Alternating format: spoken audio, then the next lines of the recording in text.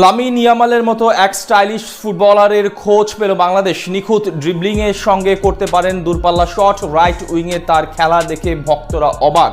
মাত্র 22 বছর বয়সে লাল সবুজের জার্সি টানে ছুটে এসেছেন ইংল্যান্ড থেকে। শীঘ্রই তার অভিষেক হতে পারে বাংলাদেশ দলে।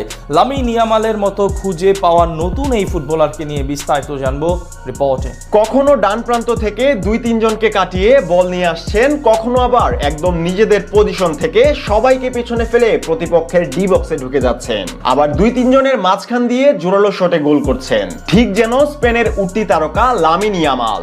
বলছিলাম ইংল্যান্ড থেকে বাংলাদেশের হয়ে খেলার জন্য ট্রায়াল দিতে আসা তরুণ ফুটবলার করিম হাসান স্মিথের কথা।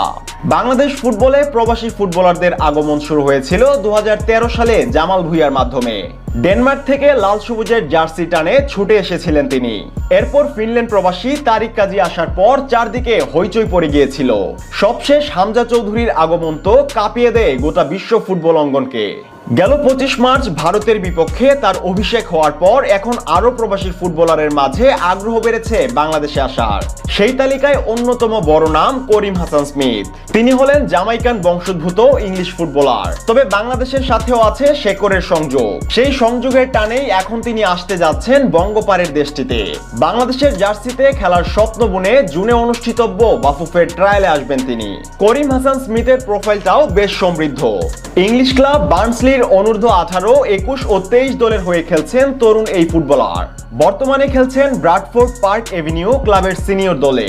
22 বছর বয়সী এই ট্যালেন্টেড রাইট ব্যাকের গতি এবং ওভারল্যাপিং দক্ষতা অসাধারণ। খেলতে পারেন রাইট মিডফিল্ডার তথা ওয়াইড এরিয়াতেও, যার সুবাদে বাংলাদেশের জন্য একটি বিগ সেট হতে পারেন করিম হাসান স্মিথ। এছাড়া তার ফিজিক্যাল এবিলিটিও বেশ ভালো, সেই সাথে টেকনিক্যালি ক্ষমতাও বেশ সমৃদ্ধ।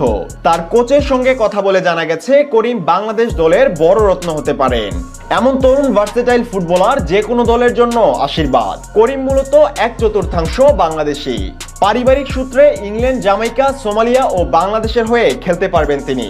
তবে বাস্তবিক অর্থে বাংলাদেশকেই বেছে নিয়েছেন এই 22 বছর বয়সী তরুণ। তার অন্তর্ভুক্তি দূর করতে পারে ফিনিশিং এর দুর্বলতা। বিশেষ করে এই মুহূর্তে একজন মানসম্মত গোল স্কোরার খুব বেশি জরুরি কোচ হেভিয়ার কাবরেরার।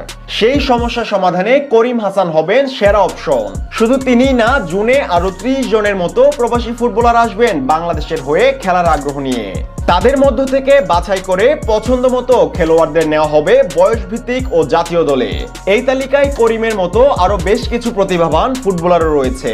এদিকে আলোচনা আরো বেশি ঘনীভূত হচ্ছে কানাডার জাতীয় দলের হয়ে খেলা সামিত সোমের সাথে। কয়েকদিনের মধ্যে তিনি নিজের চূড়ান্ত সিদ্ধান্ত জানাবেন বাফুফেকে। সেখানে ইতিবাচক বার্তা পেলে দ্রুত তার পাসপোর্ট কার্যক্রম সেরে ফেলবে বাফুফে। সিঙ্গাপুরের বিপক্ষে ম্যাচে হামজার সঙ্গে দেখা যেতে পারে সামিতকে। সব মিলিয়ে বলা চলে প্রবাসী ফুটবলারদের নিয়ে দেশের ফুটবল মহল্লায় তৈরি হবে এক নতুন জাগরণ।